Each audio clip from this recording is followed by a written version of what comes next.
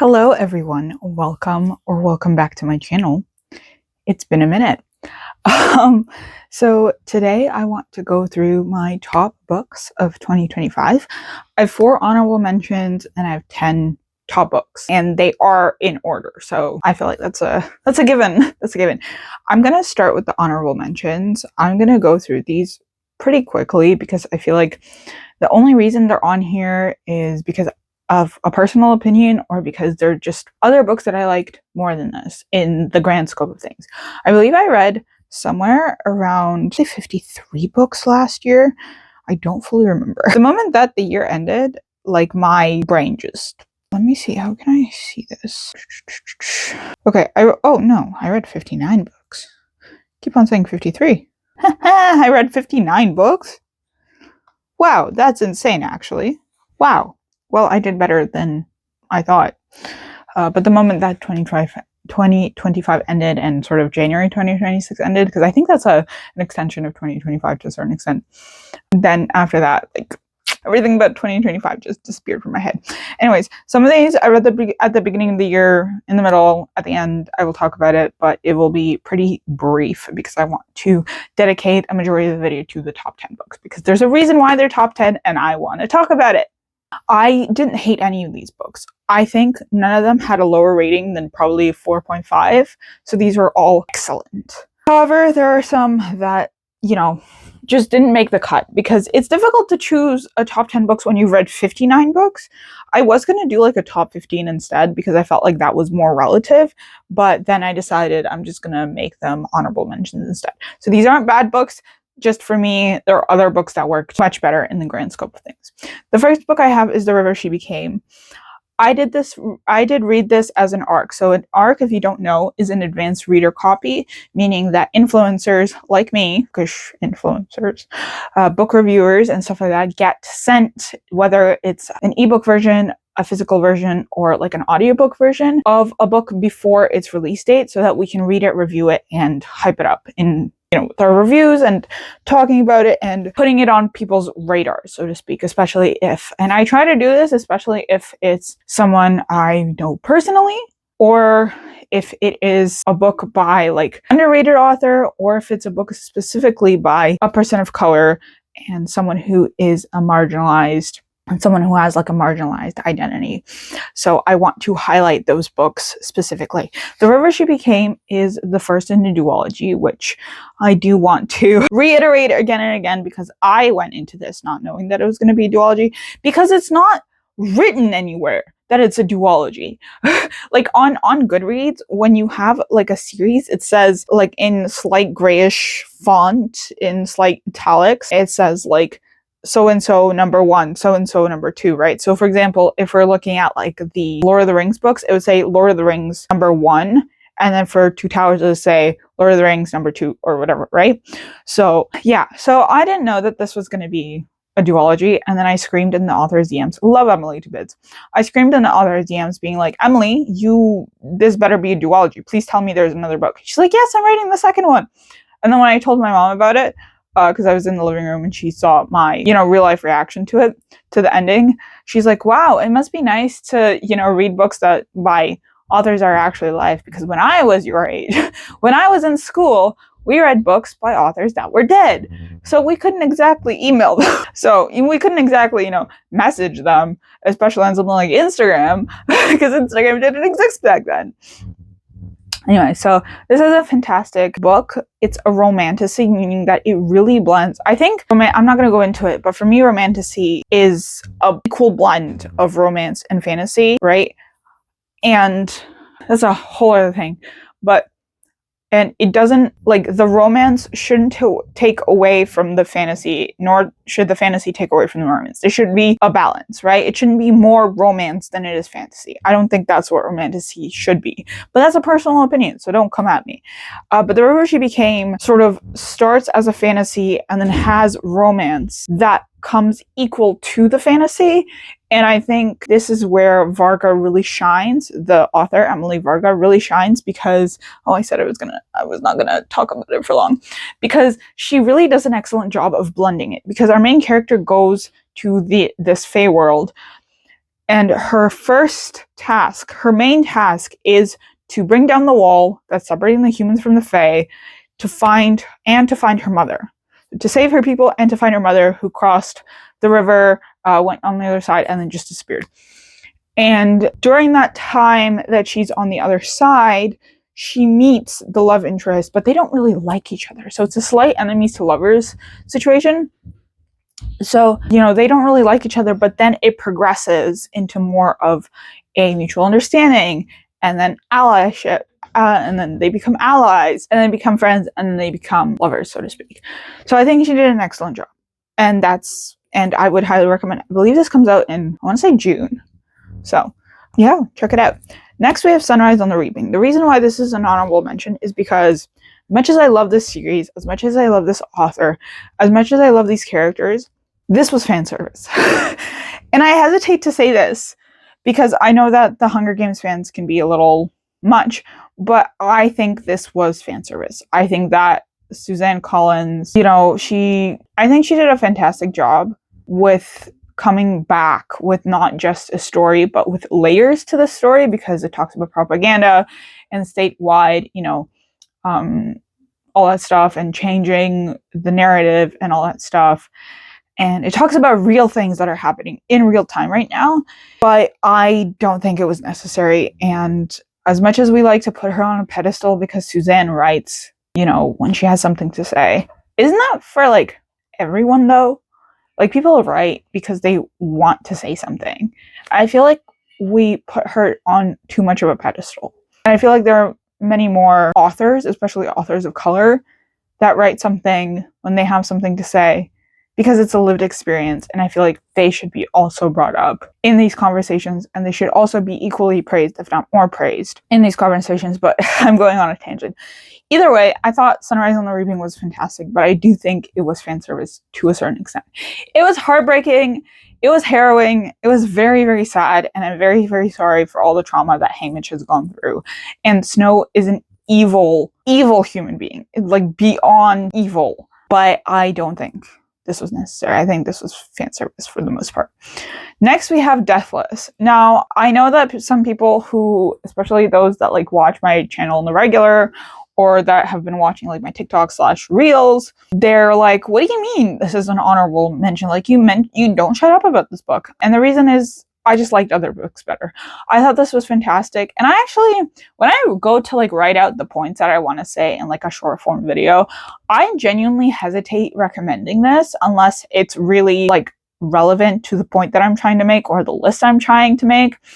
Because this is not a book for everyone. This is a book that has a very specific audience, and that very specific audience is me. This is a book that is a retelling of the story of Maria Morevna and Koshay the Deathless, which is a Russian fairy tale. And I say specifically Russian because it is specifically a Russian fairy tale. But it does have Slavic folklore in it, Slavic creatures and stuff like that. So there's a distinct difference there. But Maria Morevna and Koshay the Deathless is specifically a Russian fairy tale that was collected by Alexander Afanasyev, who was a Russian folklorist, so to speak. So this is a very specific, the writing style is very strange. It's very, I don't want to say lyrical because I don't think it is particularly lyrical, but it's almost it's a one thought thing. It's just a tangent. It's a run-on sentences. I don't know how to explain this. It's been a minute since I read this because I read it at the beginning of the year. I read it literally in January, but it was just so good. And my brain chemistry just changed, and I was quite confused at the ending, not gonna lie. So I did go onto the Wikipedia page, and that sort of explained what happened, but it does leave on a little bit of a on a slightly unanswered note. You have questions.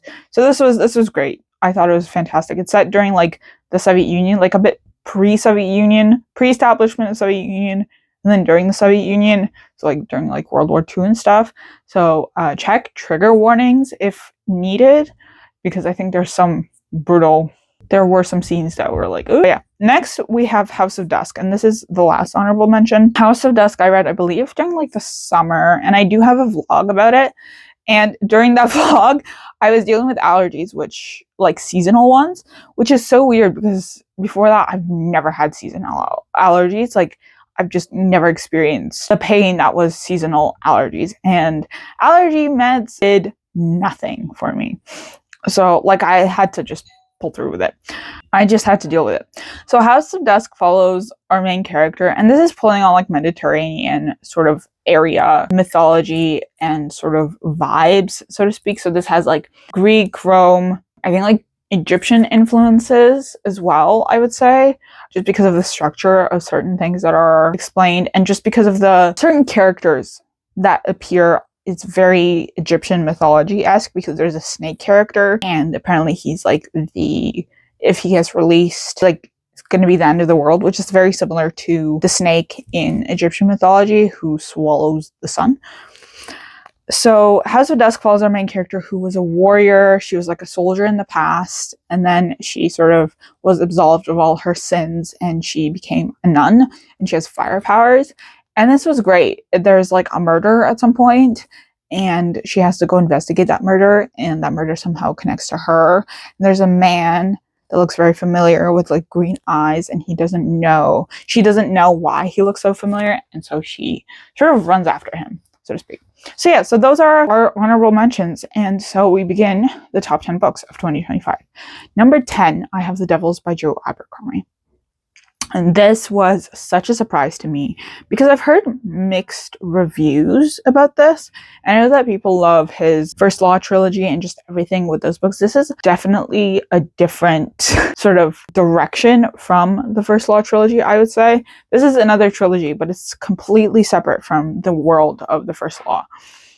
And this is like, think of the D&D movie, right?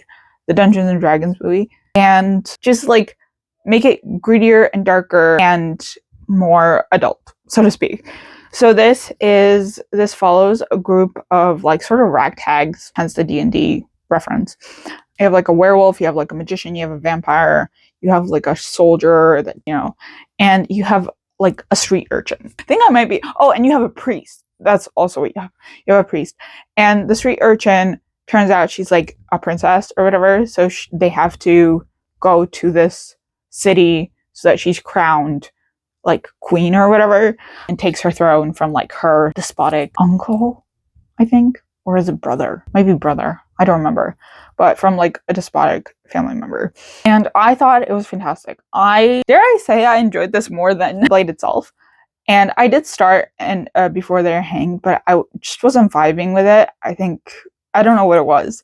I think I just wasn't in the mood. So this was great. Next, we have Project Hail Mary. And I did this partly on ebook. I did a good chunk of it on audiobook. And I'm still kind of shocked about one scene. There's a scene with a Russian character, and he says something that is very easy to say, even for an English speaker. But the narrator just messes it up. Like, it's just a bunch of gibberish that he says. I think that the Russian character says something like 15 or that's Newtonov or something like that, so like 15,000 newtons or something like that. If you know, you know.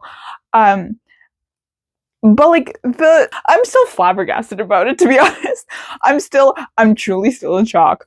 I'm truly still in shock. If you want to know the specific point, do check out my vlog for this, because I do have a vlog for it. I'm still in shock. I'm still flabbergasted. So yeah, but this was really fun. We follow our main character who wakes up on a ship and he doesn't know why he's there. Like, he's sort of dealing with amnesia and stuff. His name is Ryland Grace. And then through a various set of flashbacks and stuff like that, he sees something, and he discovers that he's literally humanity's like last hope. So yeah, this was really good. I enjoyed this way more than The Martian, and I actually stopped reading The Martian because I kind of got bored, and I actually watched the movie. And I'm not a big fan of Matt Damon, but the fact that I was kind of bored with the book and then willingly watched a movie with Matt Damon in it should tell you quite a bit. Anyway, so I thought it was fantastic. I would highly recommend, and I'm very excited for the movie. Because of Ryan Gosling. Number 8, we have Yours Truly by Abby Jimenez. This was such a pleasant surprise. So at the beginning, in February, I think, I did a romance reading vlog. Now, if you know me and you followed me for a while, or if you're new here, I do not, up until this point, up until that point in like February, I just straight up refused to read romance. And that's a me thing. I'm a very, like, I'm romantic. I'm a very romantic person. Like, give me flowers, give me letters, gift me random gifts, you know, that kind of thing. But I will not read romance. And then I was like, okay, you know what? One of my goals last year was to read outside of my comfort zone. I think I got 3 out of 4 genres in that. The only genre that I didn't read was like mystery. That's because nothing really intrigued me. But I did read 3 romance books. I read Book Lovers, I read Yours Truly, and I read Snowden by Catherynne Walsh. And Yours Truly was a standout because the love interest has anxiety, but he's a doctor, which is a person-facing like position. Like, he actively talks to people, but he has anxiety. And I think that's such an interesting sort of conundrum, so to speak. Like, how do you deal with anxiety despite working a people job, right? Like a person-facing job? Because I definitely have anxiety. You know, that's just a thing, right? I definitely have it. I'm a pretty anxious person. I'd say almost like type A. And I'm also the eldest daughter, so I feel like that explains a lot. And I work in the library. I talk to people. Every single one of my jobs, right, has been talking to people directly. I worked at a public library, talking to people directly. I worked at a bookstore, talking to people directly. I was literally on the cash register, you know, doing a customer every 5 minutes, you know, like helping a customer like every few minutes. And like, I've dealt with people, and I have consistently worked at the library for 3 years at this point. And it's just consistent, you know? So yeah, times it. So this was really interesting, and I thought it was sweet. Definitely check trigger warnings, please. So it was really great.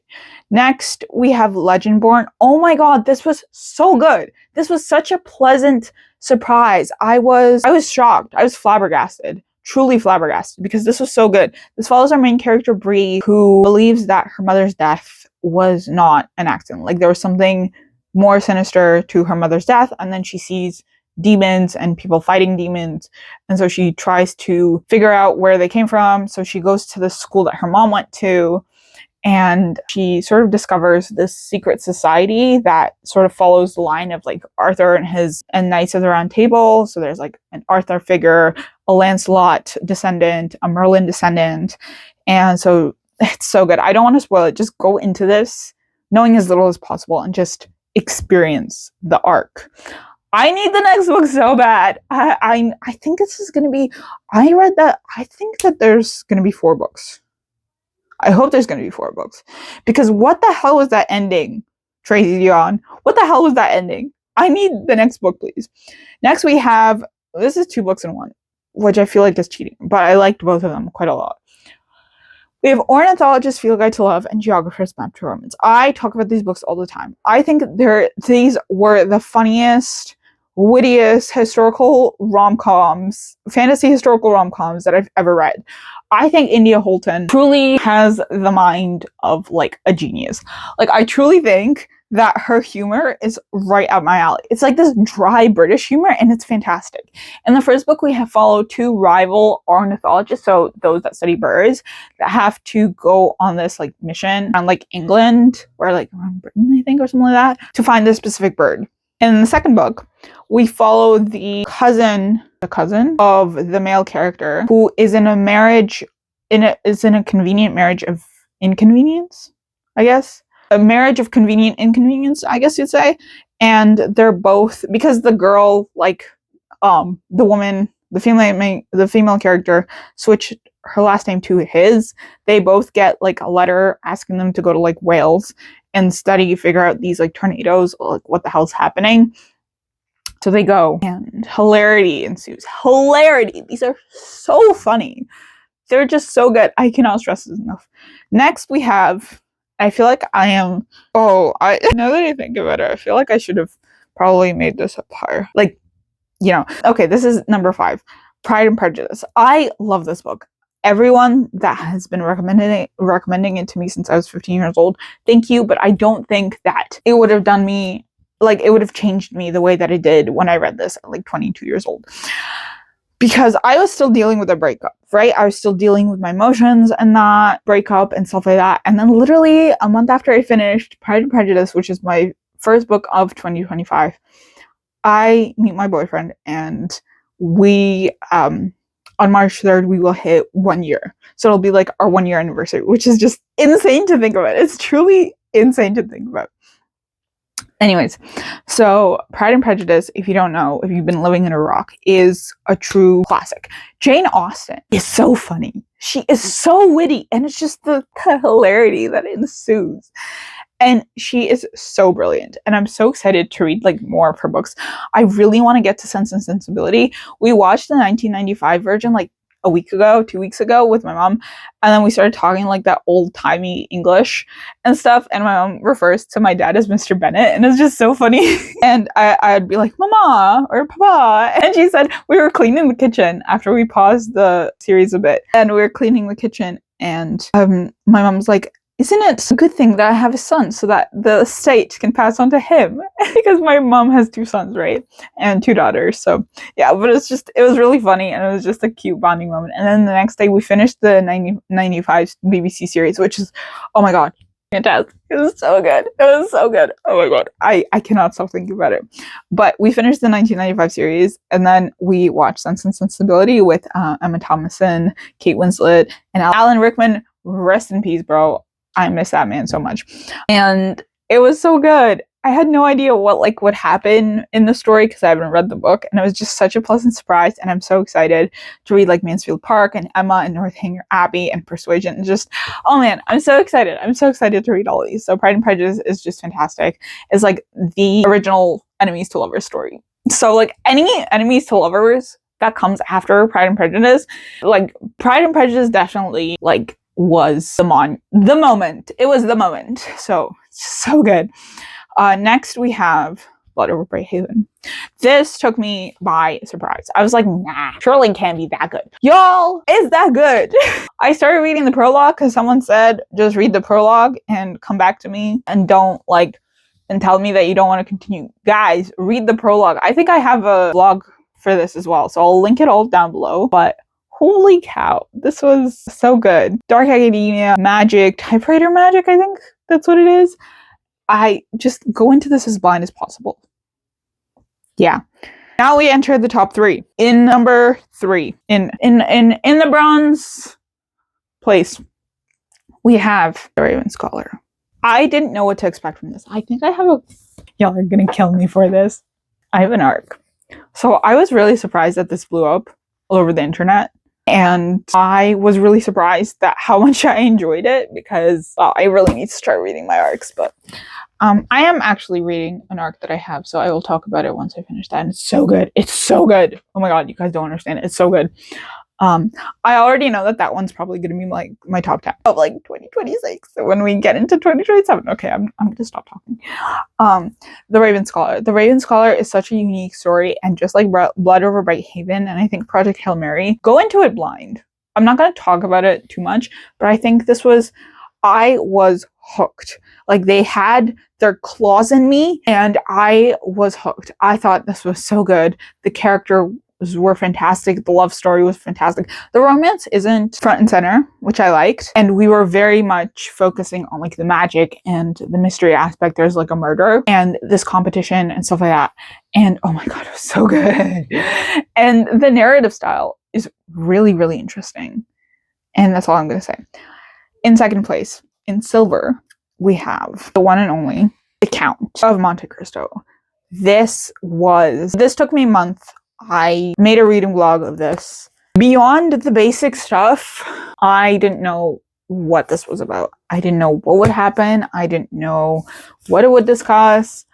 But this was truly just astounding. Like, I'm still flabbergasted, to be honest. Like, there were so many beautiful lines in this, so many beautiful conversations. And this had me hooked. This also, hooked its claws in me. This had me hooked. And this is the Penguin Classics version, which I would highly recommend because I don't think this is abridged. I think there's an abridged version and an unabridged version. I believe this is the unabridged version. So this is the very long one. which is like over 1,000 pages. And oh my god, this was so good. As you can tell, I gave up tabbing by the end because I just really wanted to just like enjoy it and continue it. So I do have tabs left, but I don't think I'm gonna finish tabbing it, to be honest. This book was so good. Basically, we follow our main character, Edmond Dantes, who becomes like the first or the captain of the Pharaon, and he becomes like the youngest captain, which means that he gets raised and everything. And they're coming back to, what are they coming back to? They're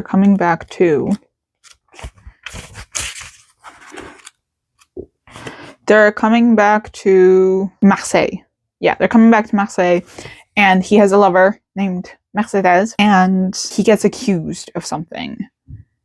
And this is during the time of like Napoleon and stuff. So Napoleon's on the island that he was on, the name of which I've forgotten.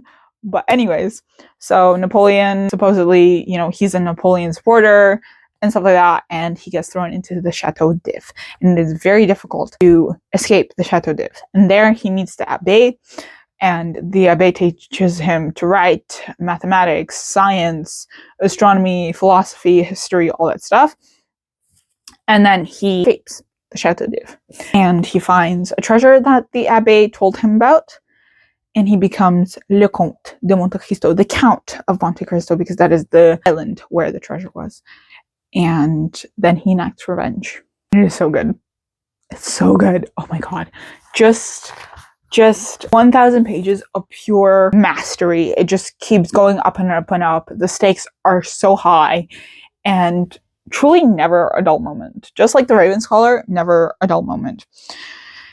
What I would recommend is maybe looking up sort of the situation in France and like Marseille and all that stuff during the time that this is set in, and maybe look a bit into like Alexandrian Dumas and stuff like that. And apparently this was inspired by a true story, so there's that.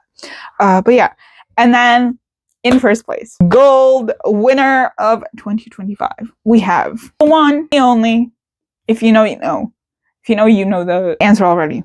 We have Dawn of the Firebird by Sarah Mukul-Rana. Now, I do want to say that Sarah is a dear friend of mine.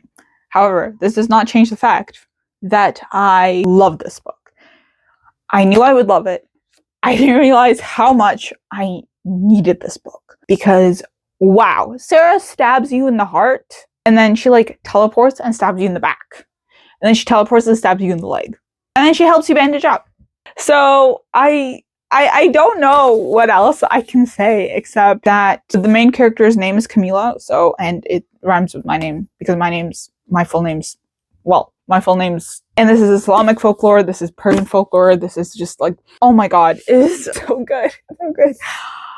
I would say that like, honestly, go into like especially the fantasy, the hardcore fantasy, like the Devils and like the sci-fi Project Hail Mary, Legendborn, Blood Over Bay, Haven, Raven Scholar, and like Dawn, go into it blind.